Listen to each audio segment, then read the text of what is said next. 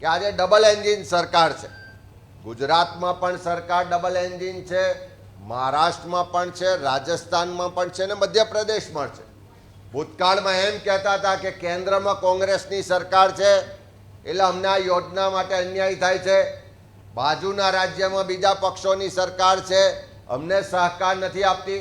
પણ હવે તો ડબલ એન્જિનની સરકાર છે અને તેમ છતાં આજે વિધાનસભાની પ્રશ્નોત્તરીમાં અમે પ્રશ્ન પૂછ્યો કે ભાગીદાર રાજ્યો પાસે છેલ્લા 2 વર્ષમાં કેટલી રકમ લેવાની બાકી છે, તો એના જે આંકડા આપ્યા છે કે 31 જુલાઈના અંતિમ જે આંકડા છે મુજબ મધ્યપ્રદેશ પાસે 5,516 કરોડ રૂપિયા લેવાના બાકી છે, મહારાષ્ટ્ર પાસે 1,883 કરોડ રૂપિયા લેવાના બાકી છે, રાજસ્થાન પાસે 574 કરોડ રૂપિયા લેવાના બાકી છે.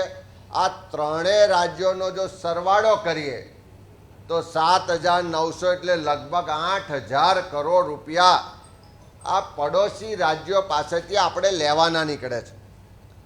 અને વડાપ્રધાન આપણા છે, બધા જ રાજ્યોમાં એક જ પક્ષની સરકાર છે.